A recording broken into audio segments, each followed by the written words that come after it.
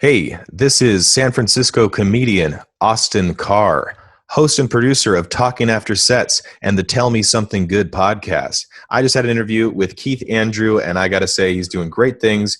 Please, guys, check out the Keith Andrew Network and support Keith Andrew. Peace and love, guys.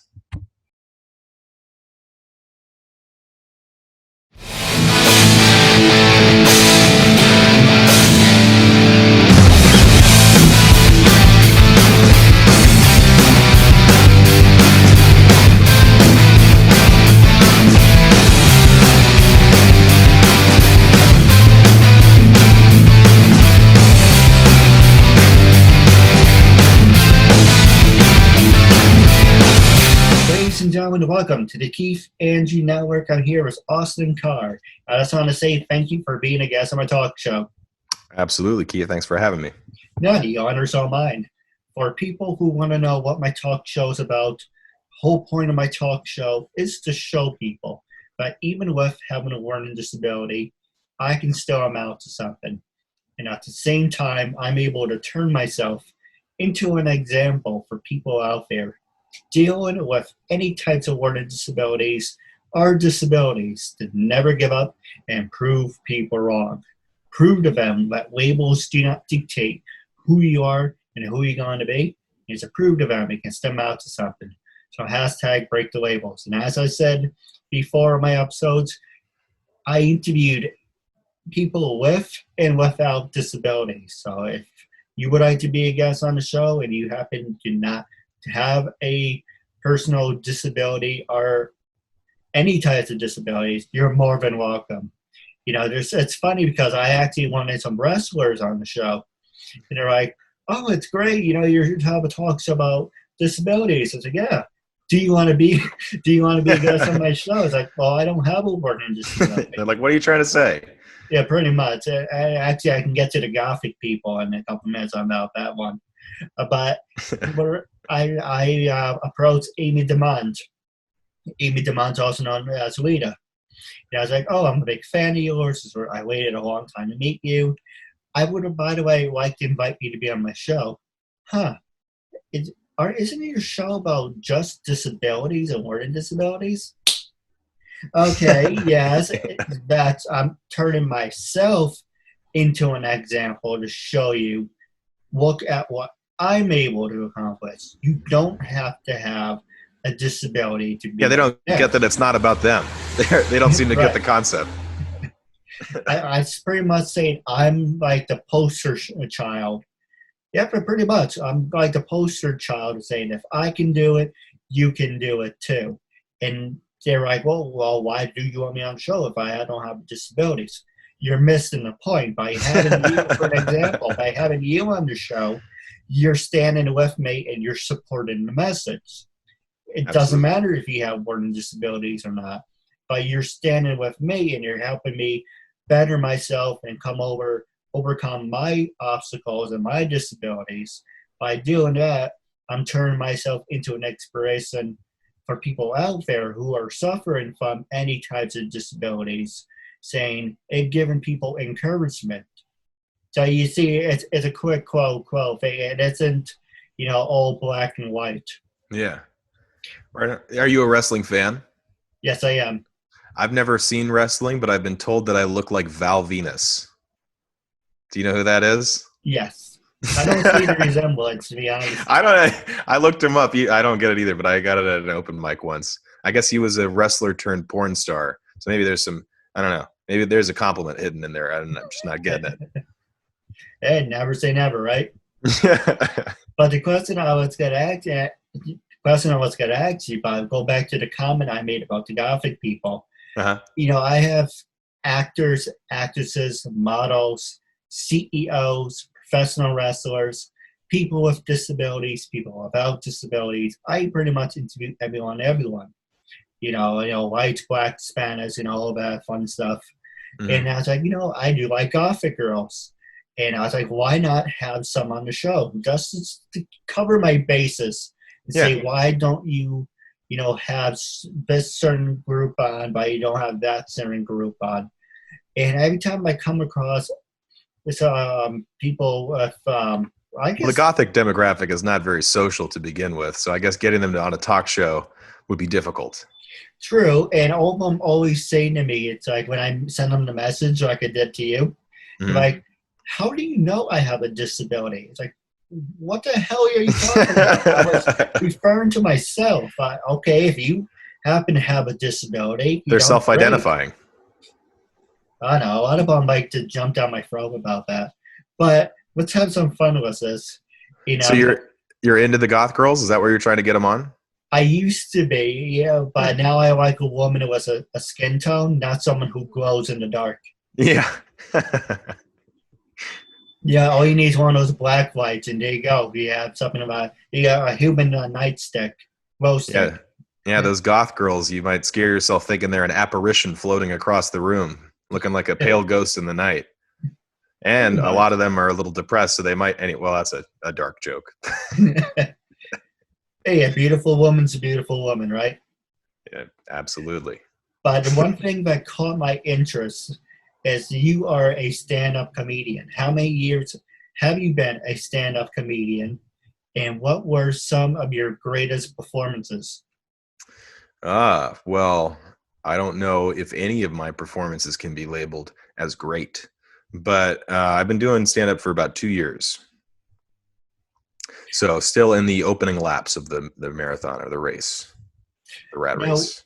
because you were in California, a Hmm. lot of great people came from are you from Southern or Northern California? I grew up in Northern California. I was in Southern California for a little bit, like 5, 6 years. But then I just moved back to the Bay Area. Well, California, it's great, when they don't have mudslides, earthquakes, wildfires, and all that fun stuff. But I Yeah, do plan on going to California at some point. I'm tired of the winter. But the yeah, I reason bet. we're on the rant about California is one of my favorite idols and comedians as a way has been Gabriel Iglesias. Yeah. He came from California, and there's other people like George Collin, Hmm. Dennis Leary, Hmm. Robin Williams, just a whole bunch of other great people. Has any of them influenced you to become a comedian, and do you kind of mirror their image off onto yourself and use it for yourself? That's a good question. Of course, a lot of young comedians pull influences from these greats from the past that most of us haven't met, like Robin Williams or George Carlin. And so, in ways, you're always trying to emulate something about them, something that you liked that you then want to bring forth or in some way incorporate into your act. But as far as comics that I've met, um, probably three interactions that I would say were like pivotal for me. I started working the door at Cobb's Comedy Club in San Francisco about 6 months before I started doing stand up. I knew that I wanted to do comedy, but I was too scared to just go out to an open mic. And I couldn't get over that initial hurdle. So I was like, I know I want to be around comedy. So I got this job at the club and I started working the door. And one weekend we had um, Doug Stanhope, who was one of my favorites. So funny. And we had a great time hanging out after the shows. And I was talking to his feature act, Brett Erickson, and he was asking if I was a comedian and if I was trying to get into comedy. And I would say to him what I said to all people at that time. I'd say, one day. Maybe one day. Maybe one day I'll try it. And he's like, you say that too many times, one day is just going to become another day, the next day. And then before you know, 20 years have gone by and you've been sitting on your ass and you never tried the thing that you wanted to try. And so he was very kind in kind of prodding me and also gave me some great advice where I didn't know. I was like, how do you write a joke? How do you write for the stage? Because it's like a different thing when you're writing with your pen and paper versus going out and performing. It's like, how do you write for the stage? And he was the first guy to tell me that you can't really write for the stage. Like, you just got to go out and do it. And you got to get that first one out of the way. You're going to fail. It's going to be ugly and it's going to be uncomfortable. But there will be things that happen during your stage time that will inform your writing when you go back. You'll do something, you'll try something, or you'll find a funny line that you hadn't planned on. And then you're like, oh, that worked. And so you go back to your notebook and try to incorporate that in some way. And so he was the first guy that flipped that for me, where he was like, you don't really write for the stage. Your stage time informs your writing. I was like, oh, that's very interesting. And so that was another motivator to just get me out and to go do it, because I had been living, in my head and it was all theoretical. But he was like, you just got to go do it. And then two other comics, Andrew Santino and Brian Callen, both had some very nice words of advice for me in the green room when I was working just security at the club and before I had started comedy. And since I have started comedy, I've gotten the privilege of performing with both of them. So I would say those are probably my favorite performances, are the times that I got to open up for them and or come and do guest sets or whatever it was. And, come full circle in that way and perform with the people that had really motivated and inspired me at a time when I needed it. No, absolutely. Now, the next question I want to ask you is, now I said most of the questions are going to be geared towards disabilities. Yeah. If someone wanted to follow in your footsteps, what was the very first thing that you did? I know you mentioned you were the doorman, but when you were a comedian, what was the very first step that you took and you're like, you know what? This is what I want to do for the rest of my life. Well, one of the things that I learned is that everyone's path is different. And there's no really like prescribed steps that you have to take. Obviously, the first step is just to get out and do it, and to write prolifically and to be diligent and work hard and listen to yourself and self-edit and all that. That's like really the only thing that's set in stone for everybody. But people find their own way to the stage at their own time when they're ready. So I don't know. I guess my advice would be to you just got to live your life, and you have to live a life worth talking about on stage. Because if you go up and if you're just trying to tap into some sort of common, I don't know, you've got to find something that makes you, right? You've got to find the thing that makes you, and that's going to catch the audience and make them curious and intrigued about you as a performer or what your story is. So I don't know. This is a tough question, because I can't really say that what I did is going to work for everybody, but I just knew that I wanted to be around it and I wanted to learn more about the craft. So I started working at the club just because I wanted to be like, the ball boy on the court that's wiping up after watching the players, and just kind of be a wallflower. So I would say just be around it as much as you can. Immerse yourself in the art form. Watch as much stand-up as you can. Watch people succeed and watch people fail, because you're going to learn from both. But the most important thing is you've got to be out there putting yourself in those situations where you're going to sink or swim. So I don't know if that answers your question in a roundabout way or not, but find whatever is your hook, your thing that you want to talk about, your perspective. Observe a lot of comedy and observe your fellow comedians as well, not just like headliners, but look at your peers and look at the things that you want to do and the things that you don't want to do. And then on top of just all that observation and digging within yourself to find the thing that you're going to talk about, just the simple act of getting out and doing it is the most important thing. No, absolutely. I would say one more thing. Find one or two local comics that make you laugh, or that you just get along with, and go to open mics with them. And it's tough to go out on your own when you're getting started, because there's going to be days where you're like, I suck. I'm not funny. I don't want to go out. This is embarrassing. Why am I doing it? Or, any number of things that you're going to tell yourself. But if you have that support group and those couple of funny friends, they're going to be like, come on. let's go out. We all suck. Let's go. And then, you're all just going to improve.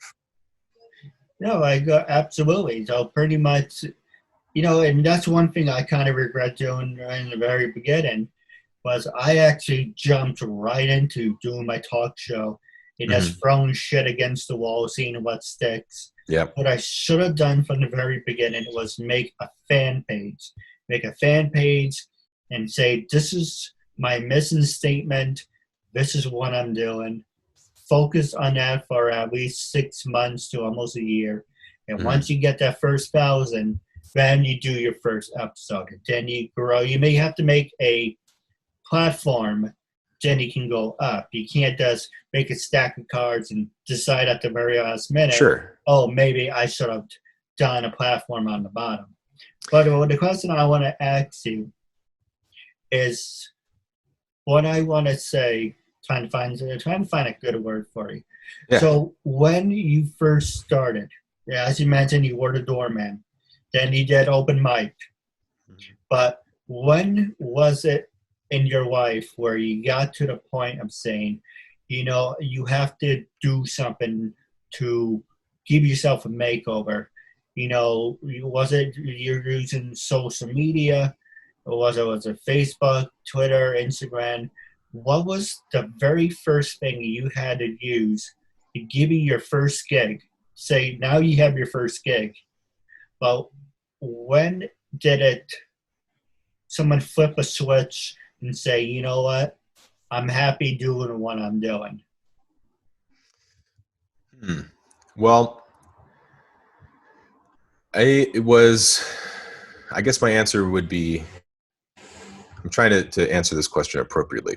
I think I have a 3-part answer. The first one is there were things going on in my life before I started doing comedy that were leaving me very depressed and unfulfilled. And I was just, it's a lot of life happening.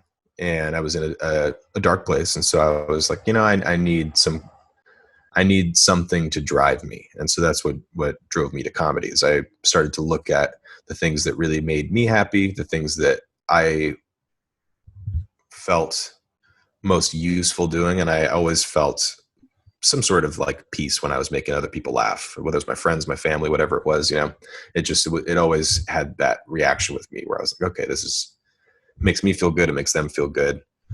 Must be a good thing that I'm doing, in theory. So there were things that happened in my life where I was like, okay, I got to find something that is going to just hit that nerve for me, where I feel like I'm of use to myself and other people.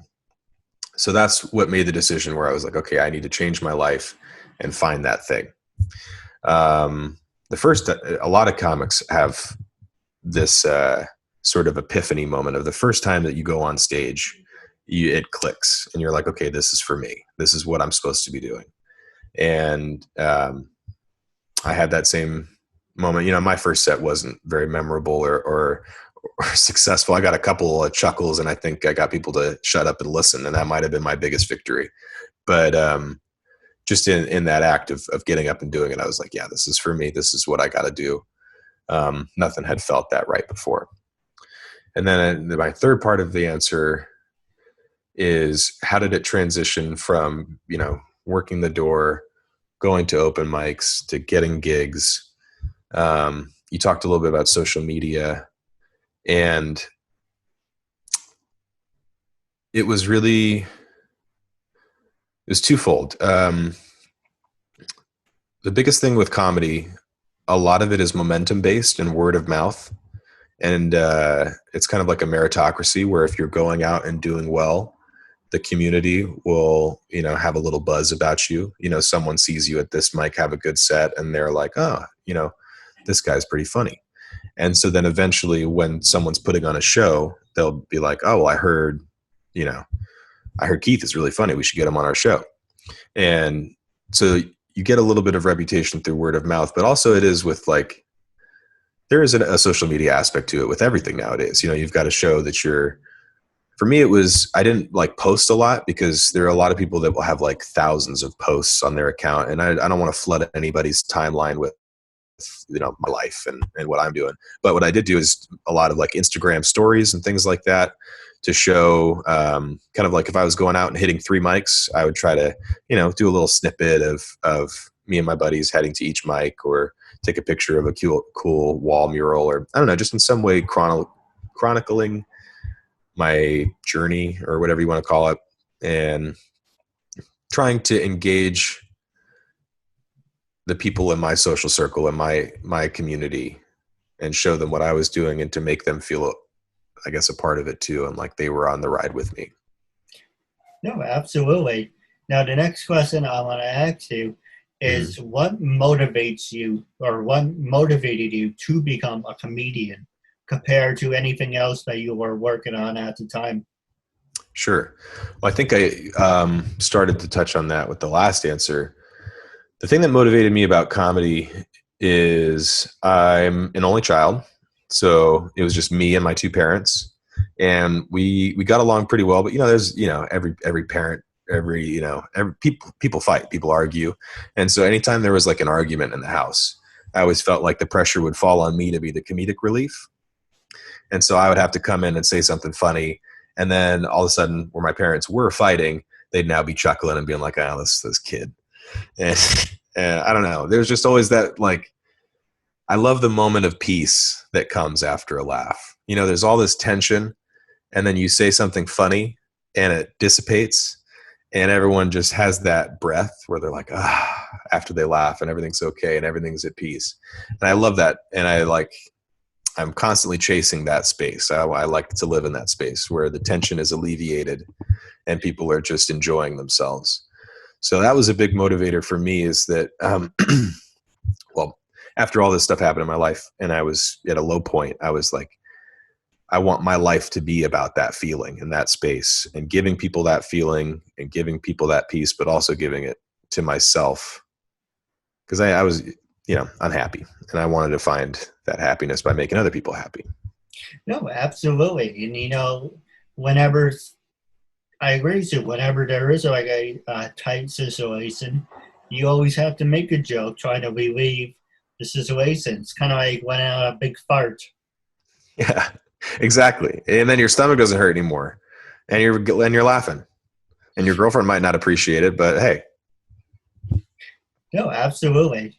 Now I'm going to pass the show over to you. Was there anything you wanted to know? Any new projects that you're working on? Anything you wanted to talk about with your fans? This is your time. Well, let's see. I guess if you want to know anything more about me, you can reach out to me at Austin T. Carr on social media. AUSTIN, T is my middle initial, and CARR, or on Facebook. And I'll be posting about shows and all that once real life picks back up again. I'm thinking about starting a podcast in this quarantine era. I've been wanting to start one for a long time, and I've been waiting for the right time in my comedy career, just because I wanted to focus on becoming a good stand-up before, having anything else like a network. But yeah, now that we're all kind of isolated, it would be a fun way to stay in touch and stay sharp and riff a little. So I'm thinking about starting that podcast. So be looking out for what's it going to be? The Tell Me Something Good podcast. Should be coming, I don't know, maybe in the next month, hopefully. It's tough because I need to get some equipment, and nothing is shipping right now. So you're in New York. You're in like how is it over there? Is it crazy? It's, as I said, I'm not in the city. You're not in the city proper, but for me to go into the city would be like an hour and a half, if there's traffic. Yeah. So now it's like 45 minutes because everyone's at home. Right. And it depends on how fast you drive as well. Do you go into the city often? Well, I guess everyone's staying at home now, so it doesn't matter. But this June is my 7-year anniversary, and I was actually on public access like a year ago at Manhattan Neighborhood Broadcasting, and they're like, we had a great interview. I'd love to have you back, the following year. And I was thinking, I was just here a year ago.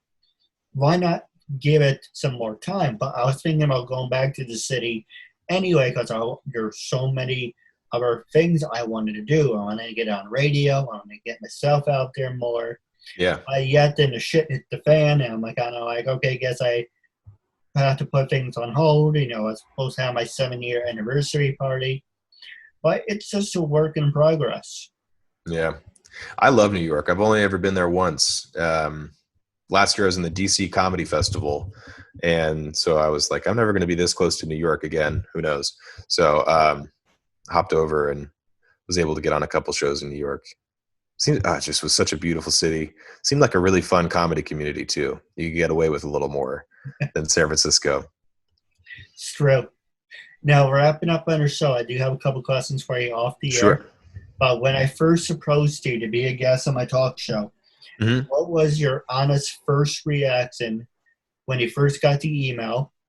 What made you say yes? And after being a guest, what would you say to those naysayers that said no? Well, to the naysayers that said no, I'd say you're missing out on a fun conversation and a new friend, and why live your life in such a closed-minded way anyway. So, nothing in particularly made me want to say yes or no.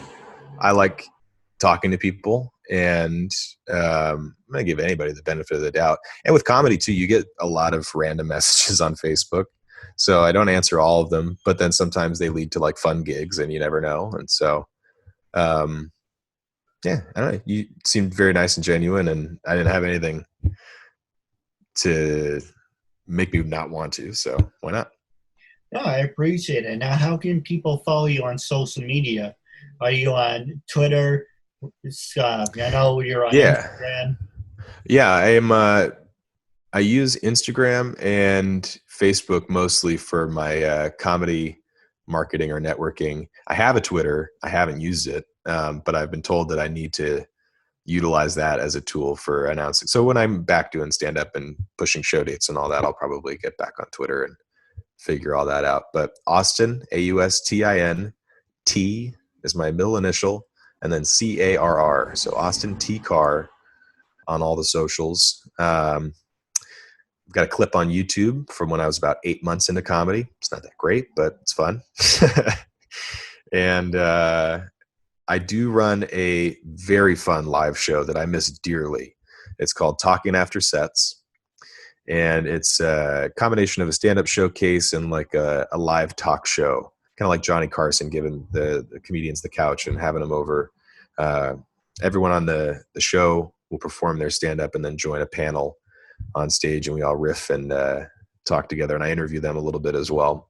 And it's a really fun time. And we had been doing that show for about a year, and we were going to have our 1-year anniversary show March 29th, and everything closed down. So didn't get to do my anniversary either. But when this all clears up, I'd love it if some people out there wanted to come check out Talking After Sets. You can check out talkingaftersets.com. And thank you for having me, Keith. I'm not going to take up any more of anyone's time. It was a real honor and privilege. And now for our fans out there, make sure to like and subscribe to our guests and all his fun work. And make sure to like and subscribe to the Keith Andrew Network. And we look forward to part 2. Thanks, man. Michelle Doherty. Hey, I'm Laura Menino. Hi, I'm Deborah Jensen. I'm Linda Collins. Hi, I'm Marissa Joy Davis. This is Michelle Wong. I'm Nancy Rose. My name is Brandy Hunt. Hello, my name is Raven Nguyen. Hi there, my name is Giovanna Vidal. Hi, I'm Monica Thomas. Hi, I'm Paisley Blackburn. I'm Ashley Burgess. Hi, my name is Jeanette Abney. Hi, I'm Sharon Spank. Hey, this is Samantha Moore. Hi, I'm Melody Jones. Hi, my name is Becky Yee. Hi, you're watching the Keith Andrew Network.